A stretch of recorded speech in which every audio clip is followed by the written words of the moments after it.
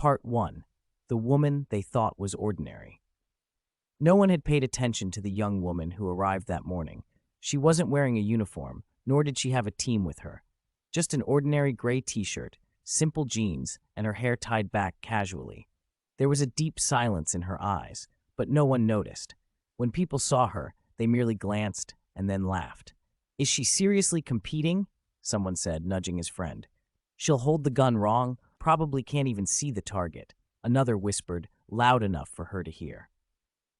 At the shooting competition held at the club, a few male competitors known for their macho attitudes didn't bother hiding their condescending looks. One even mimed holding a gun like a child, grinning at his buddies. The woman didn't glance around. She was silent. In her hands was a worn black bag, the kind that had seen years of use, and around her neck, a small pendant. The pendant seemed plain, just a smooth blue stone set in silver, but a keen eye might have noticed the faint engraving on the back, a 3-star insignia, the mark of an elite unit. But at that moment, no one looked closely. Before the competition began, a few approached her. Instead of kindness, their tone was mocking. "Do you even know how to hold a gun? Need some help, sweetheart?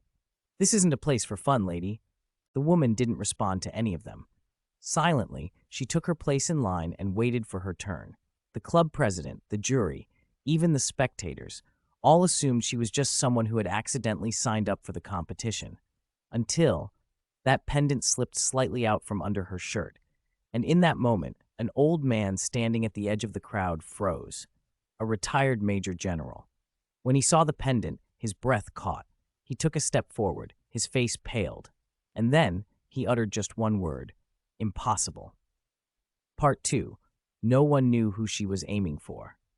A hush briefly fell over the shooting range. The retired general's stunned gaze drew a few curious glances from the crowd, but most people still didn't grasp what was happening. Meanwhile, Eva Brooks carried on with her preparations as if the world around her had disappeared. Her hands moved with quiet precision, steady and sure, no trembles, no hesitation. Her eyes were fixed, determined, as if she'd been waiting for this moment her whole life. According to the official roster, Eva was 38 years old. Her occupation was left blank on purpose. There was barely any information about her, and that was exactly how she wanted it. She wasn't looking for attention. She wanted to remain invisible. One of the jury members, a younger man who still wore a smirk of disbelief, leaned in with a tone dripping with condescension. "First time competing?" he asked, eyes barely hiding the skepticism. Eva didn't even turn her head. "No," she said simply. That single word carried more weight than he could understand. When her turn finally came, every eye in the room shifted to her. The general had whispered something quietly to one of the organizers, and suddenly the entire jury looked serious, their expressions sharp and respectful. Eva stepped forward to the firing line with calm purpose. The murmurs died down, replaced by an almost tangible tension. The crowd who had laughed and jeered moments before found themselves holding their breath. Her first shot cracked through the air, bullseye. The second, another flawless hit. The third, right in the dead center, without so much as a blink. A profound silence swept across the hall. This was the first sign of real respect. No one dared speak. Eva's movements were controlled, her breathing steady. Every shift of her body radiated professionalism, honed through years of survival and hardship. Her skill was not just practiced, it was lived. After the competition, the general approached a club official with a quiet but urgent question. "That pendant, the 3-star insignia, the approved blue stone, is she still active duty?" The official shook his head, clearly puzzled. "No, sir. According to her file, she's retired, but it's highly classified." The general swallowed hard and kept his eyes locked on Eva's retreating figure. "Then, don't tell anyone who she really is. Just make sure they show her the respect she deserves." Eva finished, holstered her weapon, and walked away like any other competitor. But the silence she left behind was heavier than anyone could have expected, a calm before a storm. Those who had mocked her moments ago now stared at the floor, their faces flushed with embarrassment. The jury members who had doubted her were on their feet, showing newfound respect. And the general, his voice thick with emotion, murmured to himself, "We thought we lost someone like her decades ago, but it seems she's still here, among us." Part 3. They offered her a sandwich, but she responded with a salute. The competition had ended, but the whispers didn't fade away. At the small cafe inside the club, a low murmur of voices filled the air, curious, confused, even a little resentful. Many of the younger competitors still didn't understand why Eva took the event so seriously. "Why's she so intense?" one of them muttered to a friend, shaking his head. "It's just a shooting competition, not the battlefield." A few of the young men, trying to be friendly, or maybe just eager to break the ice, approached Eva's table. They offered her a sandwich, cracked jokes, tried to make her laugh. But Eva barely glanced their way. She was distant, wrapped inside a private world no one else could see. And then, almost out of nowhere, she looked up and gave them a crisp, sharp salute. The room fell silent. "What was that about?" someone whispered. That salute wasn't just a gesture, it was a message. It said, "I'm not just here for a casual sport. I am a soldier. I am someone who's seen things you can't imagine." Eva's gaze held theirs for a moment, steady, unyielding. She was both present and miles away at the same time. The memories that haunted her were invisible to everyone but her. That night, when the club was empty and the city lights dimmed, Eva sat alone in her small apartment. The worn photos scattered across the table told stories words never could. Pictures of her in uniform, framed by faces of comrades long gone, caught in moments of fierce camaraderie and pain. She picked up the pendant from the table. Her fingers traced the smooth blue stone, worn edges telling tales of years gone by. A single tear slid down her cheek. "I'm living for you," she whispered into the quiet. The next morning, Eva didn't return to the competition grounds. She vanished as quietly as she had appeared. But the mark she left on everyone's minds was undeniable. For the first time, those who had scoffed were forced to reckon with the presence of someone who had survived far beyond their understanding. Part 4. When the general sat beside her, she began to tell her story. Days passed since the competition, but the air around the club still buzzed with Eva's presence, even in her absence.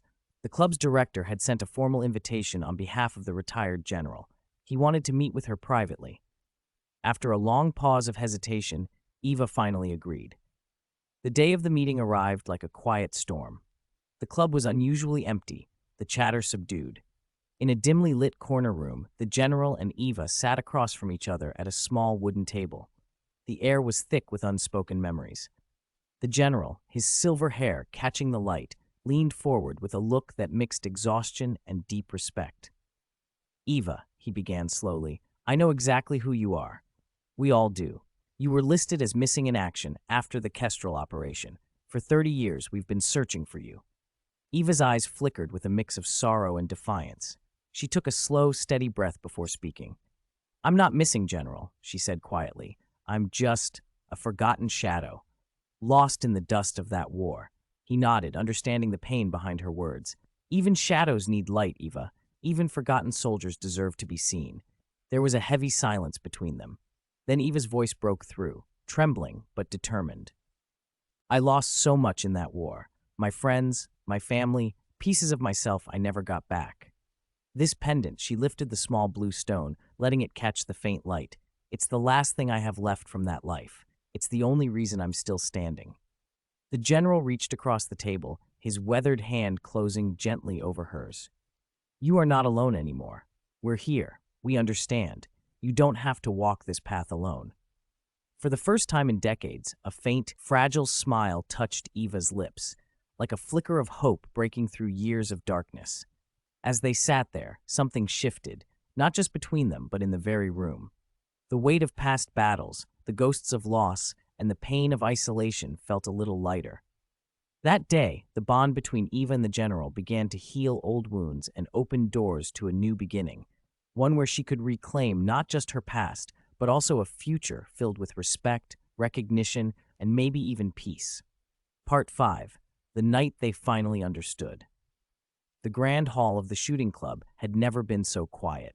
Veterans, some with medals pinned to their jackets, stood side by side with young recruits who looked on with wide-eyed anticipation. Everyone was waiting for something that no one could quite put into words yet. When Eva entered the room, the murmurs instantly faded. She wasn't wearing a uniform, just a simple black jacket layered over her familiar gray shirt, but there was an undeniable presence in the way she moved, steady, poised, commanding respect without a word. The retired general stepped forward, his voice carrying clearly through the room. "Tonight," he announced, "we honor not just a shooter, but a warrior." Eva's fingers brushed the pendant hanging around her neck, the blue stone catching the soft light like a distant star burning in the night sky. She took a deep breath and began, her voice steady but raw with emotion. "I didn't come here for recognition," she said. "I came because this," she touched the gun holstered at her side, "is the only language some people understand." A young competitor who had mocked her earlier in the competition shifted uncomfortably in his seat, his face flushed with embarrassment. "The Kestrel operation was classified," Eva continued, "but the scars it left, those aren't." She rolled up the sleeve of her left arm, revealing a jagged burn mark that ran from her wrist to her elbow. The room fell silent again, the weight of her words sinking in.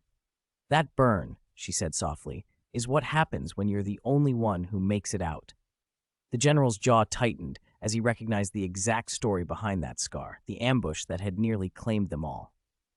Suddenly, a woman in the front row, an older veteran nurse, stood up. Without saying a word, she gave Eva a crisp salute. One by one, other veterans rose as well. The room filled with a sea of salutes, a standing ovation not just for Eva, but for all the pain and sacrifice she represented. Eva's breath caught in her throat. For 30 years, she had been a ghost, forgotten and alone. But tonight, she was finally seen. Tears glistened in more than one pair of eyes. Part 6. The Girl Who Recognized the Pendant. 2 weeks later, during a veterans' charity shooting event, the atmosphere was lighter but no less meaningful. Children played nearby, laughter mingling with the sharp reports of gunfire from the range. Eva stood quietly, observing the scene from a shaded corner, her eyes distant but alert. Suddenly, a small hand tugged at her sleeve. She turned to see a young girl, no more than 10 years old, eyes wide with excitement. "Your necklace," the girl whispered eagerly. "My grandpa had one just like it." Eva froze. The blue pendant around her neck was more than just jewelry. It was a symbol issued only in pairs, one to the operative and one to their designated backup. The girl's words hit her like a sudden storm. "His name was Colonel Elias Vey," the girl continued, unaware of the turmoil she stirred. "He talked about you all the time before he—" Eva sank to her knees, hands trembling. "He was supposed to meet me at Extraction Point Delta," she said, voice cracking. "I waited 3 days." The girl smiled sadly. "He waited too. They found his journal. He wrote about how he circled back for you 6 times until the airstrike, until the ravine, until the moment that had nearly broken Eva's spirit, but had instead forged her into something stronger." That night, for the first time in decades, Eva found herself standing at a quiet cemetery, fingers clasped tightly around her pendant. The cold night air wrapped around her like a shroud, but inside, a flicker of warmth ignited. She pressed the stone to her chest and whispered, "We survived. I'm still here because of you." Part 7. The Shot That Wasn't Fired. The international tournament should have been Eva's crowning moment, the chance to prove herself on the world stage, to finally lay her ghosts to rest in the spotlight. But instead, it became a battleground of a different kind. Her final opponent was a brash, arrogant champion from a rival nation. During the pre-match equipment check, he leaned in close, his voice low but dripping with menace. "Brooks, huh?" "Heard whispers," he sneered. "Funny how Kestrel operatives keep turning up dead." Eva's fingers instinctively brushed the pendant hanging beneath her shirt. The insignia on the rival's uniform matched that of the ambush team that had nearly destroyed her world years ago. Was it coincidence? She didn't believe in those anymore. When it came time for her last shot, Eva aimed carefully, but deliberately missed the target. The crowd gasped in shock. The rival competitor burst out laughing, triumphant. But in the VIP box, the retired general's eyes narrowed. He understood immediately. Eva wasn't conceding defeat. She was sending a message, a warning. As the cameras flashed on the new champion, Eva melted into the crowd, her mind racing. She pulled a phone number from memory, fingers trembling slightly as she dialed. Some battles, she knew, weren't fought with bullets. Part 8. The Woman Who Taught Them to See. The walls of the rehabilitation center were covered with colorful drawings, crayon sketches made by children who had never known war but carried invisible scars of their own. Among those drawings, many were portraits of Eva, not as a soldier, but as a gentle, steady presence. A teenage girl, her hands trembling with the weight of PTSD from a recent school shooting, gripped Eva's hand tightly. "You make the scary quiet feel smaller," she whispered, eyes searching for reassurance. Eva smiled softly, reaching into her pocket and pulling out the blue pendant. She placed it gently in the girl's palm. "This is for when you need to remember," Eva said quietly. "Even broken things can be brave." Outside, reporters clamored for interviews, their voices rising in a chaotic chorus. But Eva ignored them, focusing instead on the scene inside the center. The retired general was there too, coaching a young recruit on the firing stance. The girl watched intently, then mimicked Eva's exact posture, calm, steady, unbreakable. Legacy, Eva realized, wasn't measured in medals or missions. It was in the strength a survivor passed on to others, a quiet armor that helped them face their own battles. Eva smiled one last time, adjusted her sleeve to cover the scars, and stepped out into the sunlight, ready to face whatever came next.